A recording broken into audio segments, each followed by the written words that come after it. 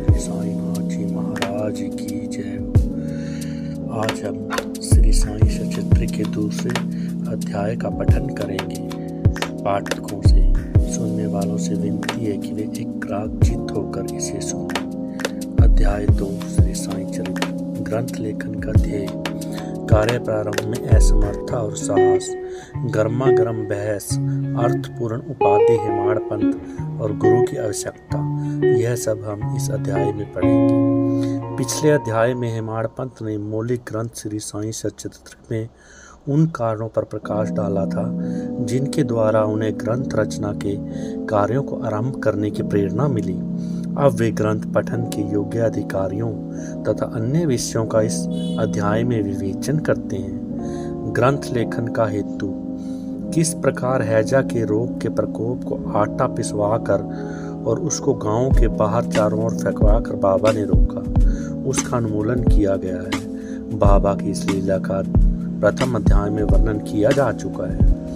मैंने और भी लीलाएं सुनी जिसके द्वारा मेरे हृदय में अति आनंद हुआ और यही आनंद का स्रोत काव्य के रूप में प्रकट हुआ, जिससे प्रेरित होकर मैंने साईं चरित्र लिखा है। मैंने यह भी सोचा कि इस महान आश्चर्यजनक लीलाओं का वर्णन अब बाबा के भक्तों के लिए मनोरंजक एवं शिक्षाप्रद सिद्ध होगा और उनके पाप समूल नष्ट हो जाएंगे। इसलिए मैंने बाबा का पवित्र जीवन गाथन और उनके मधुर उपदेशों को लिखना शुरू कर दिया। श्री साईं की जीवनी ना तो उलझपूर्ण है और ना ही संकीर्ण है, बल्कि यह सत्य और आध्यात्मिक मार्ग का वास्तविक दिग्दर्शन कराती है। कार्य प्रारंभ करने में असमर्थता और साहस। श्री हेमाड़ पंथ को यह विचार आया कि मैं इस कार्य करने के लिए उपयुक्त पात्र नहीं हूँ। मैं तो अपने परम मित्र की जीवनी भी भली भांति नहीं लिख सकता हूँ, तो मैं बाबा का ये चरित्र कैसे लिखूंगा। तब फिर मुझे श्रीखा भला एक महान संत पुरुष की जीवनी लिखने का दुस्साहस कैसे कर सकता है। अवतारों की प्रवृत्ति में के वर्णन में वेद भी अपनी असमर्थता प्रकट करते हैं। किसी संत का सच्चरित्र समझने के लिए स्वयं को पहले संत होना बहुत जरूरी है, फिर मैं उनके गुणगान करने का सर्वथा अयोग्य ही हूँ। संत की जीवनी लिखने में एक महान साहस की आवश्यकता है और कहीं ऐसा न हो कि 4 लोगों के समक्ष हास्य का पात्र बनना पड़े। इसलिए श्री साईं बाबा की कृपा प्राप्त करने के लिए मैं ईश्वर से प्रार्थना करने लगा। महाराष्ट्र के संत श्रेष्ठ श्री ज्ञानेश्वर महाराज का कथन है कि संत चरित्र के रचयिता से परमात्मा बहुत खुश होते हैं। तुलसीदास जी ने भी यही कहा है। साधु चरित्र शुभ सरिस कपासु, निरस विशद गुणमय फल जासु, जो सही दुख पर छिद्र दुरावा, वंदनीय जे ही जग जस पावा। भक्तों को भी संतों की सेवा करने की इच्छा बनी रहती है। संतों की कार्य पूर्ण करा लेने की प्रणाली बड़ी ही विचित्र है। यथार्थ प्रेरणा तो संत ही दिया करते हैं, भगत तो निमित्त मात्र, या यही कहिए कि कार्य पूर्ति के लिए एक यंत्र मात्र है। उदाहरण स्वरूप कवि महिपित को श्री संत चरित्र लेखन की भी प्रेरणा हुई। ईश्वर ने संतों में अंतःकरण पैदा की और वह कार्य पूर्ण हो गया। इस प्रकार दास कुणु जी की भी सेवा स्वीकार हुई। महीपति ने 4 काव्य रचे, भक्त विजय, संत विजय, भक्त लीलामृत और संत लीलामृत, और दास कुणु जी ने केवल 2, भक्त लीलामृत और संत कथामृत, जिसमें आधुनिक संतों के चरित्रों का वर्णन है। भक्त लीला के अध्यायों में श्री साईं बाबा जी की मधुर जीवनी तथा अमूल्य उपदेशों का वर्णन बड़ा सुंदर और रोचक ढंग से किया गया है। इनका उदाहरण श्री साईं लीला पत्रिका के अंक में भी दिया गया है। पाठकों से इनके पठन का अनुरोध है। इसी प्रकार श्री साईं बाबा की अद्भुत लीलाओं का वर्णन एक बहुत सुंदर छोटी सी पुस्तिका श्री साईनाथ भजनमाला में भी किया गया है, जिसकी रचना बांद्रा की श्रीमती सावित्रीबाई रघुनाथ तेंदुलकर ने की है। श्री दास कणु महाराज ने साईं बाबा पर कई मधुर कविताओं की रचना की है। एक और भक्त अमीदास भवानी मेहता ने भी बाबा पर कुछ कथाओं को गुजराती में प्रकाशित प्रकाशित किया है। साईं प्रभा नामक पत्रिका में भी कुछ लीलाएं शिरडी के दक्षिण शिक्षा भिक्षा संस्थान द्वारा प्रकाशित की गई हैं। अब प्रश्न यह उठता है कि साईं बाबा के जीवन पर प्रकाश डालने के लिए इतने साहित्य उपलब्ध हैं, फिर एक अन्य ग्रंथ श्री साईं चरित्र रचने की आवश्यकता ही पैदा कहाँ होती है? इसका उत्तर केवल यही है कि साईं बाबा की जीवन सागरी के अदृश्य अगाध विस्तृत और अथाह है। यदि उसमें गहरे गोते लगाए जाएं तो ज्ञान एवं भक्ति रूपया मूल्य रत्नों की सहज ही प्राप्ति हो सकती है, जिससे मुमुक्षुओं को बहुत लाभ होगा। श्री साईं बाबा की जीवनी, उनके दृष्टांत एवं उपदेश महान आश्चर्य से परिपूर्ण है। दुख और दुर्भाग्यग्रस्त मानवों को इनसे शांति और सुख प्राप्त होगा तथा लोक व परलोक में श्रेष्ठ की प्राप्ति होगी।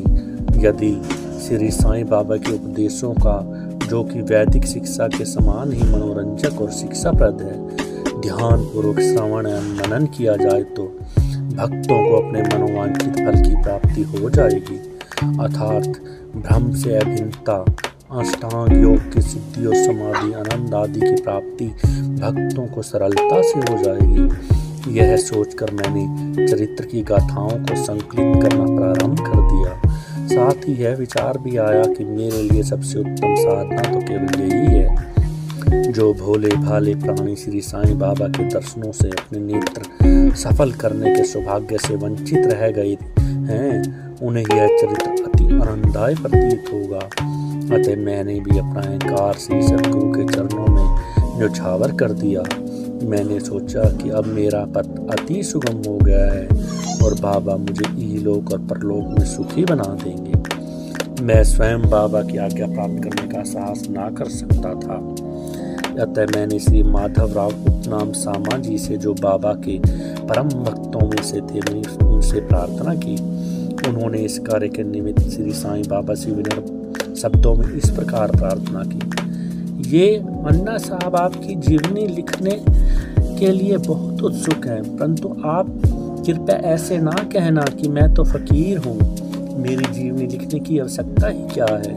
आपकी केवल कृपा और अनुमति से ही ये लिख सकेंगे, अथवा आपके श्री चरणों को पुण्य प्रताप ही इस कार्य को सफल बना देगा। आपकी अनुमति तथा आशीर्वाद के अभाव में कोई भी कार्य यशस्वी नहीं हो सकता।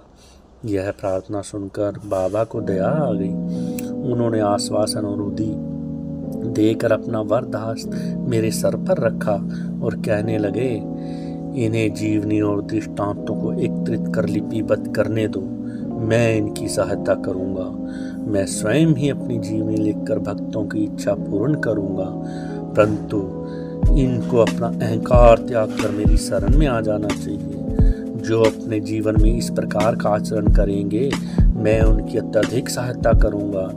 मेरी जीवन कथाओं की बात तो सहज है, मैं तो उन्हें घर बैठे भी अनेक प्रकार की सहायता पहुंचाऊंगा। जब तक इनका अहंकार पूर्ण नष्ट हो जाएगा और खोजने पर बिल्कुल भी नहीं मिलेगा, तब मैं इनके अंतःकरण में प्रकट होकर स्वयं ही अपनी जीवनी लिखूंगा।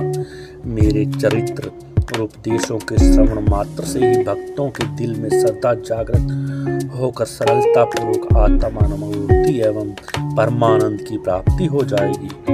ग्रंथ में अपने मत का प्रतिपादन और दूसरों का खंडन तथा किसी भी विषय के पक्ष से विपक्ष में व्यर्थ के वाद विवाद की कुचेष्टा नहीं होनी चाहिए। अब आपको अर्थपूर्ण उपाधि हेमाड़ पंथ को कैसे प्राप्त हुई, इसका वर्णन सुनाते हैं। वाद विवाद शब्द से हमको याद आ गया कि मैंने पाठकों को वचन दिया है कि हेमाड़ पंथ की उपाधि मुझे किस प्रकार प्राप्त हुई। अब मैं इसका वर्णन करूँगा। अब मैं इसका वर्णन आपको सुनाता हूँ। श्री काका साहब देशमुख दीक्षित व नाना चंदोरकर मेरे अन्य घनिष्ठ मित्रों में से थे। उन्होंने मुझे शिरडी जाकर श्री बाबा के दर्शन करने का अनुरोध किया। मैंने उन्हें यह वचन दिया, परंतु कुछ बाधा आ जाने के कारण मेरी शिरडी यात्रा स्थगित हो गई। मेरे घनिष्ठ मित्र का पुत्र लोनावाला में रोगग्रस्त हो गया था।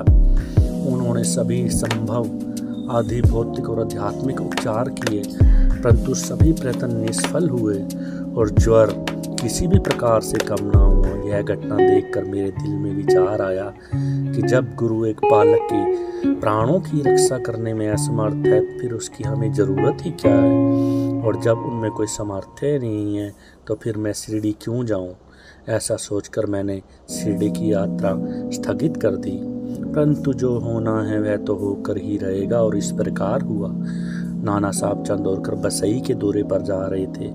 वे ठाणा से दादर पहुंचे और बसई जाने वाली गाड़ी का इंतजार कर रहे थे। उसी समय बांद्रा लोकल आ पहुंची, जिसमें बैठकर वे बांद्रा पहुंचे तथा शिरडी यात्रा स्थगित करने के लिए उन्होंने मुझे बहुत डांटा। नाना साहब का तर्क मुझे उचित तथा सुखदायक प्रतीत हुआ। इसके फलस्वरूप मैंने उसी रात को शिरडी जाने का पक्का निश्चय कर लिया और सामान बांधकर शिरडी की ओर प्रस्थान कर दिया। मैंने सीधे दादर जाकर वहां से मनमाड़ की गाड़ी पकड़ने का कार्यक्रम बनाया। इस निश्चय के अनुसार मैंने दादर जाने वाली गाड़ी के डिब्बे में प्रवेश किया। गाड़ी छूटने ही वाली थी कि इतने में कि यवन मेरे डिब्बे में आया और मेरा सामान देखकर पूछने लगा कि कहाँ जा रही हो। मैंने उन्हें बता दिया कि मैं कहाँ जा रहा हूँ। उन्होंने मुझसे कहा कि मनमाड़ की यह गाड़ी दादर पर नहीं रुकेगी, इसलिए तुम सीधे बोरी बंदर होकर जाओ। यदि यह एक साधारण सी घटना घटित ना हुई होती तो मैं अपने कार्यक्रम के अनुसार दूसरे दिन शिरडी ना पहुंच पाने के कारण मेरे मन में अनेक प्रकार की शंकाओं से बहुत दुखी होता। परंतु ऐसा घटना ना था। साईं बाबा ने साथ दिया और दूसरे दिन 9-10 बजे पूर्व ही मैं शिरडी पहुंच गया। यह बात सन 1910 की है, जब प्रवासी भक्तों के ठहरने के लिए साठेवाड़ा में एकमात्र स्थान था। टांगे से उतरने पर मैं साईं बाबा के दर्शन के लिए बहुत उत्सुक ललायित था। उसी समय भक्त श्री तात्या साहब नूलकर मस्जिद से लौट ही रहे थे। उन्होंने बतलाया कि इस समय तो साईं बाबा मस्जिद के मोड़ पर ही हैं, अभी केवल तुम उनका मुख दर्शन ही कर लो और फिर स्नान आदि से निर्वित होने के पश्चात सुविधा से भेंट करने जाना। यह सुनते ही मैं दौड़ कर गया और बाबा से चरण वंदना की। मेरी प्रसन्नता का पारावार ना रहा। मुझे क्या नहीं मिल गया। मेरा शरीर उल्लासित सा हो गया। सुधा और तृषा की सुधि जाती रही। जिस क्षण से मैंने उनके भव्य विनाशक चरणों का स्पर्श प्राप्त किया, मेरे जीवन में एक नूतन आनंद प्रवाह बहने लगा। मैं उसको याद करके उन्हें मानसिक प्रणाम किया करता हूँ। जैसा कि मेरे अनुभव में आया है कि साईं के दर्शन से ही यह विशेषता है कि विचार परिवर्तन, सांसारिक भोगों से वैराग्य बढ़ जाता है। केवल गत जन्मों का अनेक शुभ संस्कार एकत्रित होने पर ही ऐसा दर्शन होना सुलभ होता है। इसलिए मैं पाठकों से शपथपूर्वक कहता हूँ कि यदि आप साईं बाबा को एक दृष्टि भरकर भी देख लेंगे तो आपको संपूर्ण विश्व ही साईं में दिखाई देने लगेगा। गर्मा गर्म बहस। शिरडी पहुंचने के प्रथम दिन ही बाला साहब तथा मेरे बीच गुरु की आवश्यकता पर वाद विवाद छिड़ गया। मेरा मत था कि स्वतंत्रता त्याग कर पराधीन क्यों होना। जब कर्म करना ही पड़ता है तब गुरु की आवश्यकता ही कहाँ रहती है। प्रत्येक को पूर्ण प्रयत्न कर स्वयं को आगे बढ़ाना चाहिए। गुरु शिष्यों के लिए क्या करता है? वह तो खुद सुख और निद्रा से सोता है। और इस प्रकार मैंने स्वतंत्रता का पक्ष लिया और बाला साहब ने प्रारब्ध का। उन्होंने कहा कि जो प्रभु ने हमारे जीवन में लिख दिया वही घटित होकर रहेगा। इसमें उच्च कोटि के महापुरुष भी सफल हो गए हैं। कहावत भी लिखी गई है कि मेरे मनो कुछ और है, विधाता के कुछ और। फिर परामर्शिक शब्दों में बोल, भाई साहब यह निरी विधता छोड़ दो, यह अहंकार तुम्हारी कुछ सहायता ना कर सकेगा। इस प्रकार दोनों पक्षों के खंडन मंडन में लगभग 1-1.5 घंटा व्यतीत हो गया और सदैव की भांति इस पर कोई भी निष्कर्ष ना निकला। इसलिए तंग और विवश होकर हमें विवाद स्थगित करना पड़ा। इसका परिणाम यह हुआ कि मेरी मानसिक शांति भंग हो गई और मुझे अनुभव हुआ कि जब तक घोर दैहिक बुद्धि और अहंकार नष्ट ना हो तब तक विवाद संभव नहीं है। वस्तुतः यह अहंकार ही वाद विवाद की जड़ है। जब अन्य लोगों के साथ में मस्जिद में, जो कि अब द्वारका माई है, गया तब बाबा ने काका साहब को प्रश्न किया कि साठेवाड़ा में क्या चल रहा था, किस विषय में वाद विवाद कर रहे थे। फिर मेरी ओर देखकर बोले, हेमाड़ पंथ ने क्या कहा है। यह सब सुनकर मुझे बहुत अचंभा हुआ। साठेवाड़ा और मस्जिद में पर्याप्त अंतर था। सर्वज्ञ और अंतर्यामी हुए बिना बाबा को वाद विवाद का ज्ञान कैसे हो सकता है। मैं सोचने लगा कि बाबा हेमाडपंत के नाम से मुझे क्यों संबोधित करते हैं। यह सबक तो हेमा द्रविंद का अपभ्रंश है। हेमा प्रदीप देवगिरी के यादव राजवंशी महाराज महादेव और रामदेव के विख्यात मंत्री थे। वे उच्च कोटि के विद्वान और चतुर्वर्ग चिंतामणि और राज प्रशासित जैसे उत्तम काव्यों के रचयिता थे। उन्होंने हिसाब किताब रखने की नवीन प्रणाली का आविष्कार किया था और बही खाते की पत्ती का जन्म दिया था।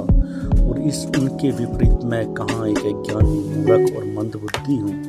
अतः मेरी समझ में यह न आया कि मुझे बाबा ने इस उपाधि से क्यों संबोधित किया।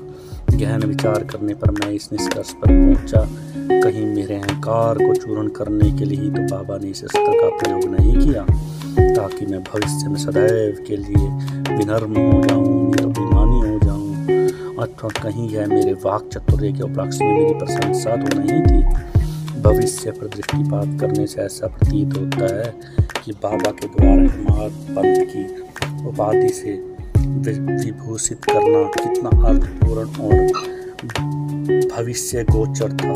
सर्वविदित है कि कालांतर में दाभोलकर ने श्री साईं बाबा संस्थान का प्रबंध कितने सुचारू एवं विद्वतापूर्ण ढंग से किया था। हिसाब किताब आदि कितने उत्तम प्रकार से रखे थे। साथ ही साथ उन्होंने महाकाव्य श्री साईं चरित्र की रचना भी की। इस ग्रंथ में महत्वपूर्ण और आध्यात्मिक विषयों जैसे ज्ञान, भक्ति, वैराग्य, शरणागति व आत्म निवेदन आदि का समावेश है। गुरु की आवश्यकता, इस विषय पर बाबा ने अपने विचार प्रकट किए। इस पर हेमाडपंत द्वारा लिखित कोई लेख या स्मृति पत्र तो हमें प्राप्त नहीं हुआ, परंतु काका साहब दीक्षित ने इस विषय में उनके लेख प्रकाशित किए हैं। बाबा से भेंट करने के दूसरे दिन हेमाडपंत और काका साहब ने मस्जिद में, जो कि द्वारका माई के नाम से प्रसिद्ध है, जाकर घर लौटने की अनुमति मांगी। बाबा ने सब कृति दे दी। फिर किसी ने प्रश्न किया, बाबा कहाँ जाएं? उत्तर मिला, ऊपर जाओ।